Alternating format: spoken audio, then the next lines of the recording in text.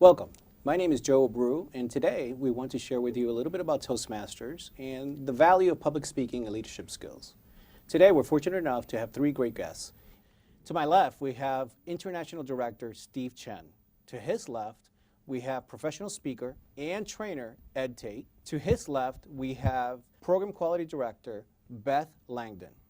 Let's begin by sharing a little bit about what is Toastmasters. Steve, can you give us a little bit of feedback and a little bit of the background of Toastmasters? Yeah, sure, Joe. Thank you for your invitation. Toastmasters is an international organization, a nonprofit organization where we support our members so that they can improve their communication, leadership skills. We have about 14,000 clubs across about 140 countries in the world. And every chapter, every club, we provide that wonderful opportunity and just environment, invite members come in and just able to work on their communication leadership skills. And that's what we do. And we've been doing this for 92 years. So you can look at your local community and you will find many Toastmasters club you can come and join us. Great, thank you. How long have you been a Toastmaster? I've been a member for 15 happy years, and I'm looking forward for many, many more. Excellent. Ed, so how long have you been a Toastmaster? Since 1998. You're a professional speaker and trainer. How has Toastmasters impacted your career? I would not be a professional speaker or a trainer without Toastmasters. Earlier you asked what Toastmasters is. In my definition, Toastmasters is the greatest place on earth to develop your confidence. The tools that we use to help people create their confidence is leadership development, is public speaking.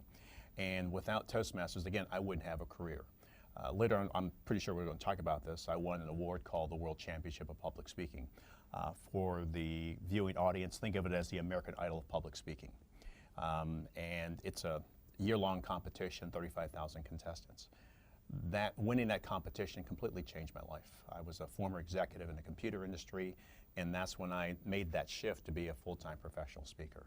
Since then, I've been around the world, and I've spoken in front of tens of thousands of people. And again, Toastmasters is the greatest organization in the world as far as I'm concerned. And everyone should be a member of it. They should participate in it, especially if they want to improve their confidence. Great, thank you. We definitely want to get back to that conversation of the world champion of public speaking. Now, Beth, how long have you been a Toastmaster? I've been a Toastmaster since 2005, but I actually did more Toastmasters or got more involved in 2009. So I will say my start date in Toastmasters was 2009. Great. Now, what made you take that first step to join Toastmasters? Believe it or not, I was petrified to even say my name at a table. When I was in meetings for work, they would say, "You're going to introduce yourself now." And I would sit there and I'd be rehearsing my name. My name is Beth Langdon. My name is Beth Langdon. Because I was so nervous to speak in front of a crowd. I didn't have confidence. And I had a friend that said to me, "Beth, please come to Toastmasters and try it out." So I did. Great, thank you. Now, Toastmasters had millions and millions of members over the years. Steve, what do you think is the major value of Toastmasters for communities, corporations, and universities? Well, where should I start? Well, I think the most important thing is that Toastmasters help members, us, to find our voices. And as Beth just shared with us, that there are many members, including myself, come to our clubs. In the beginning, it's a very hesitant, very shy person. And within 6 months, within a year, you will see the person blossom into someone that is very comfortable in speaking in front of a group, audience, and just have that confidence. And that is very, very important. So I see the value in the community. You have better, better contributing citizen. In a corporate situation, just better workers, better employees, better staff, and the people that can actually fulfill the corporate mission.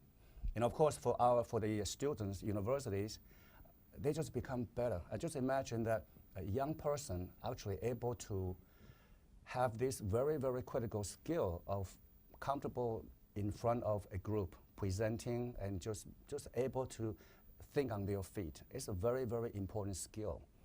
And if young people can have that skill coming out of the colleges, universities, to think about their future, it's wide open. They'll be better able to enter the workforce as a better contributing member of our society. So I think it's just wonderful, regardless it's a community situation, corporate or community. It all begins with an individual person who is empowered to able to step out of their comfort zone and able to be comfortable with themselves. And that's just a wonderful thing. So I would encourage everyone to take a look at Toastmasters and join our group. Thank you. But beyond that, I wanted to ask you, if young people are interested in expanding their sphere of influence, do you think that joining Toastmasters can actually help them expand that, and how can they do that? Well, of course. Toastmasters, we have membership, as I mentioned before, in 142 countries, membership of about 400,000. And we all come from different walks of life. I'm an attorney, I was an engineer, and we are from different experience. I'm so sorry. I feel for you. But it's that experience and that networking opportunity as well. So for students able to know other professional people and able to have that connection, I think it's also another benefit. And you will find that Toastmasters as a group, it doesn't matter which club, which chapter you go to, they're very, very open. They have open arms in terms of welcome you to attend their meetings and to benefit from the meetings, and you get to know the people, and you get to just grow in, because it's such a wonderful, wonderful support environment. Excellent. Thank you. Now, Ed, you are a professional speaker and trainer for Fortune 500. Oh, that's good. Fortune 500 companies. Yes.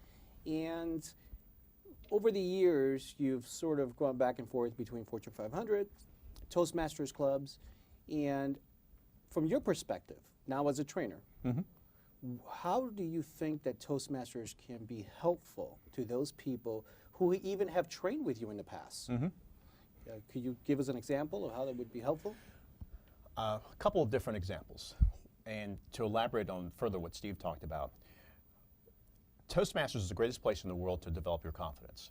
And once it's not just limited to Toastmasters. Once you gain confidence in your Toastmasters club, it carries over into your work environment, it carries over into your family environment, it carries over into, there's this ripple effect, if you will. So that's one thing that takes place.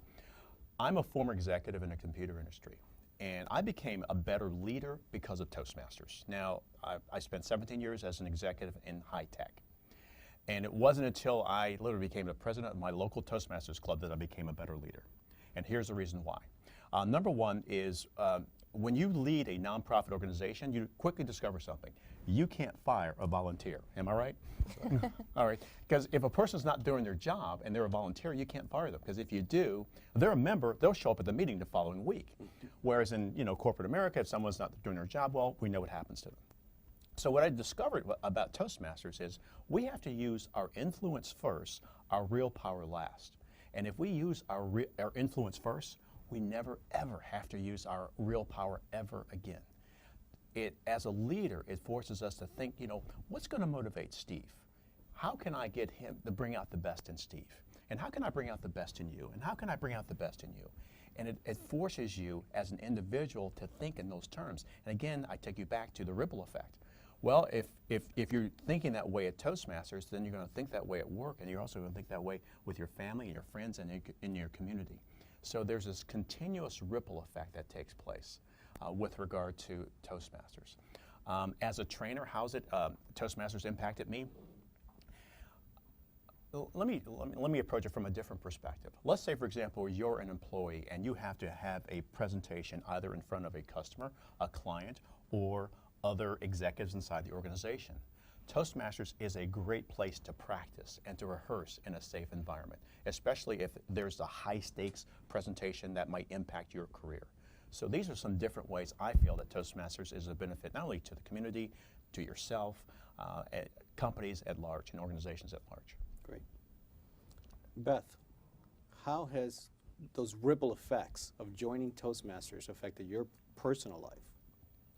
Well, as I mentioned earlier, the reason why I started Toastmasters was because I was absolutely petrified to say my name even at a table or to get up in front of an audience. And where I work, I have to do presentations. I'm required to do these presentations.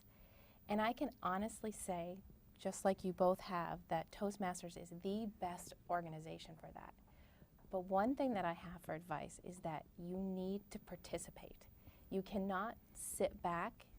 My thought is you cannot sit in your chair and not take on roles and do your speeches. Because in 2009, I started my MBA program.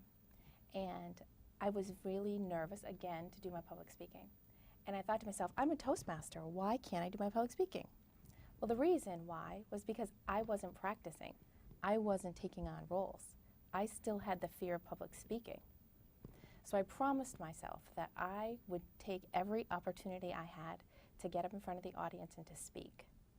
So you ask, how has it helped me in my life? It has definitely made me a more confident person. I'm not afraid to speak up anymore. At a table, I can actually say my name without rehearsing. And again, Toastmasters is an amazing organization. If you join, you not only build your confidence, your public speaking skills, but you also do networking and you build a lot of friendships as well. Yeah, that's a great example. And I've heard similar stories over the years of being a Toastmaster. Well, Steve, if you go to the website, toastmasters.org, you'll see that there's so many different elements to Toastmasters. What else is available to a new member in Toastmasters beyond just a club meeting, beyond just improving public speaking and leadership skills? Well, there are so many things. Where should I start? Well, basically, we start with the wonderful environment that I mentioned from the club, where members come in, you improve your leadership, communication skills. And beyond, even within the clubs, we also have contests. We have contests twice a year, for example, where members can compete, and we have one winner right here all the way, which I will mention a little bit later. But that's opportunity, because some of us who are driven a little bit more if we get into a competitive situation, and that's what Toastmasters sees it. So we have certain speech contest every year. So that is one extra additional benefit for Toastmasters. Now, the contest would go through different levels too, and which means that the members get to come outside of their chapter, their club, and get to experience outside. We're talking about networking, we're talking about additional experience with other members. We get to see other better speakers, other great speakers, and learn the techniques from them as well. We also have conferences, district conferences. We also have international conferences where we have upward of over 2,000 members. Wonderful workshop, just to share with the members on different ideas of presentation and other aspects of personal growth, for example. So in terms of leadership, that's another whole areas of benefits that Toastmasters offer. As we mentioned, the clubs are organized and run by individual members, and that means we need the leaders. As Ed mentioned, we need good leaders to actually support those clubs. And the leadership experience, the techniques that you learn on how to, as mentioned, how do you motivate members in a nonprofit situation? And that is a technique that is very, very, very useful. So these are all levels of experience and benefits that as a member of Toastmasters that you can benefit from. So I just encourage everyone to come into Toastmasters, just to take a look at what this Toastmasters is all about. And once you're in there, you will never leave. Great. Now, before we talk about the coveted World Champion Public Speaking Award, can you just tell us a little bit of the steps to getting there? Well, I'm sure Ed will mention a little bit more, but we have here a World Champion of Public Speaking. And what that is that we have a competition we call International Speech Competition that will start at club level, which advance to area level and an additional couple levels, and finally to the entire world stage, which we do that in the summertime or in August at our international convention, where we have the best of the best of the best from the whole world get together and compete for the very, very coveted title of the World Champion of Public Speaking. And so we are very honored to have here a World Champion of Public Speaking with us, and he can explain to you the hardships, the fun, probably, if this was fun, going through the process. It's a wonderful competition, and again, I urge members, anyone to join Toastmasters, so you can just see that you can also achieve the kind of level of accomplishment. Mm-hmm.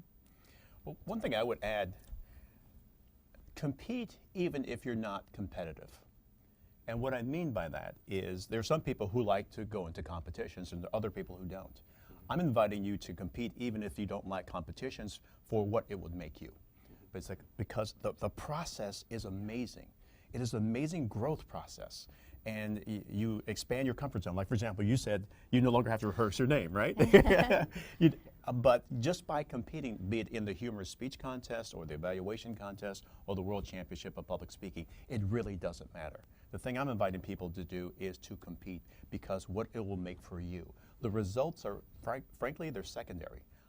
I happen to be fortunate enough to have won the entire competition, but even if I not had won the competition, I was significantly a better person, a better father, husband, co-worker, leader, having gone through the process. And I think the process, which is really powerful, as opposed to just going after a single item. Does that make sense? Sure. Yeah. Now, let's go along with that, just to give people perspective. Out of how many members were competing worldwide in the process that it went to, and then after that, after you earned it, not just won it, you earned it, because it's a lot of work. It's true. How did your life change right after that? Well, what I discovered the night before the competition was how many people competed. There's a friend of mine, it's the night before the World Championship of Public Speaking. I'm in Miami Beach, Florida. And my friend says to me, he says, well, Ed, how's it feel to have defeated 25,000 contestants? I said, how many? You know, and today is actually close to 35,000 contestants worldwide. So I think had I known that at the beginning, I don't know, I'm not too sure I would have entered, to be perfectly frank. And he said to me, he says like, hey, yeah, you've competed against 25,000. There's 9 other contestants the following morning. And I looked at him, I says, well, I think I could take the 9, you know, when you look at it that perspective. So you're right, it was a great deal of hard work. And I never competed with the objective of winning. For me, the objective was, what would happen if I did the very best that I could? What would happen if I just played full out? You see, the competition, you're judged by people, so you have absolutely no control in terms of the outcome. You have absolutely no control on the outcome whatsoever. You know, like one of the judges, they may have had a bad day. Maybe you reminded them of the person who gave them a speeding ticket. You know, your chances are shot. But the thing I'm proud of is I didn't leave anything on the table. I practiced my championship speech at least 20 times in front of 20 different audiences. I would practice morning, noon, night, etc. I played full out. I lived, and even if I didn't win the Lusac Trophy, I would have felt proud with the results regardless of the process. Getting back to your second question, how did my life change? Well, I'm thinking like, okay, there's no money involved, you know, so I think, you know, on Monday morning I'm going to go back to work, and literally from the moment they said, Ed, Tate, you're the world champion, I step off the stage, and then in Miami Beach, I think there was 1,500 people there. 1,500 people all of a sudden start approaching you. You know, for the first time, it's like, this is what it feels like to be a celebrity. And I signed autographs and took photographs for the next couple of days. And then when I get back home, I'm interviewed by the local newspaper and media, et cetera, like that. So it was definitely a life-changing process. And I gave serious thought as to pursuing this professionally. And within a year's time, I became a full-time professional speaker and I haven't looked back since. And I've been around the world 8 times. This weekend, I'm speaking here at District 53, Connecticut. So please join us if you're watching this. And it has been like I love what I do for a living. And I've always heard the aphorism: if you love what you do, you'll never work another day in your life. It's true. It's very, very true. So did you consider yourself a regular guy right before winning this award? I did. I never saw myself, it was a friend of mine, her name is Christy Ward. Again, I mentioned I'm a former executive in the computer industry. I spoke at the Susan G. Komen Association. My mom, she passed away from breast cancer. So I was asked to speak about her journey. So I told her story there, and this lady, her name was Christy Ward, she was like an agent. And she walked up to me, she says, "That's the most profound speech I've ever heard." I says, "Well, thank you very much." And she says, "Would you consider working for us?" I says, "Doing what?" And she says, "Professional speaking." And I looked at her and I said, "That's actually a job?" I did not know at the time, and that was my world. My world was computers. And she told me how much they made at the time. I says, "Oh no, that won't be enough." But we kept talking, we kept chatting, and then eventually I got in touch with her, and then I went on the circuit, so to speak. So that's how my journey began with regard to doing that. But prior to that, I just saw myself as a regular person, a regular guy, not realizing that my life had prepared me for this moment. You talk about rehearsing and practicing your name. I'm a stutterer, okay? So there is no cure for stuttering. And when you're a child and you're growing up and you stutter, guess what happens? People make fun of you. And it was oh man, it was vicious. And we moved a great deal. My dad was in the military. So we're going to move to Chicago. And I was determined that when we moved to the big city, the kids in the neighborhood were not going to make fun of me because I was stuttering. So what I did prior to that, I literally read magazines out loud. I did something which was kind of unusual. I used to practice play-by-play. So the kids used to play basketball, and I was really good at memorizing names, and I said, "Well, tell me who your names were." So as the kids were playing basketball, I would do play-by-play. That helped me. And then eventually when we moved to the new neighborhood, the kids never figured out that Ed is a stutterer, that they stopped making fun of me. Then in high school, we actually had a television studio just like this. So for 4 years, I was a news anchor at high school. And then in college, I worked my way through school as a radio disc jockey. I did that for 4 years. So that was my background, but it all started because I was stuttering, because I didn't want people to make fun of me. And then later on, fast forward until the World Championship, not realizing that all those skills were the ones, if you connect the dots, all those skills had led to me actually winning this competition. So that's my story and that was my path. That's a great story, and I think that's pretty much fitting for everyone. Everyone's leading a life and building upon it to get to that next level. And I take you back to Toastmasters is the greatest place on earth to develop your confidence. Sure. Thank you. Now, Beth, have you ever competed in a contest? No, I have never competed, but after that very inspiring story, I might have to someday. I just happen to have an application right here, so if you could in front of the Okay, studio audience. sign here, right? Yes.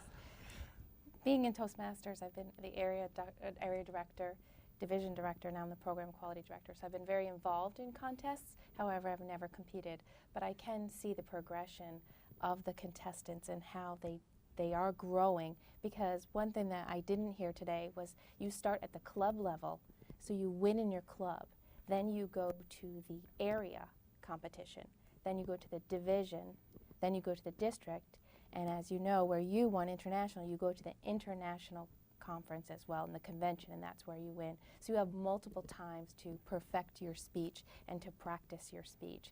And again, I said I have not competed, but I have seen the progression and the progress that others have made.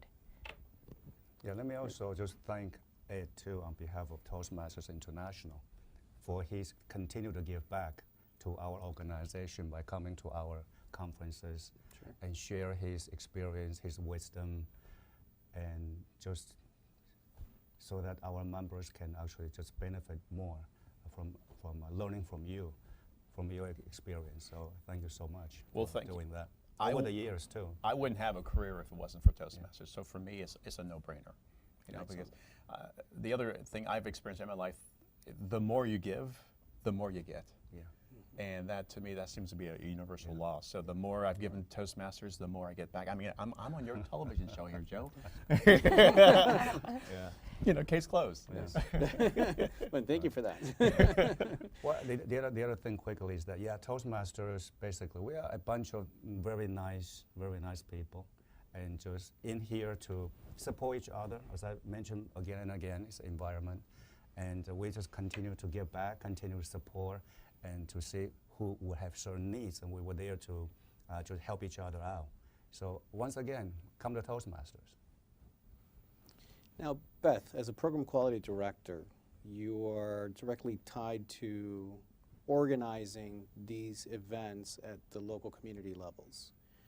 Can you give us a little bit more information on how your role impacts the member experience? Yes. So as the program quality director, I'm in charge of coordinating the training for the club officers, the area directors, also working on the conferences as we have this weekend. And one thing that I love about this role is that just like with the competitions, is I can see members grow.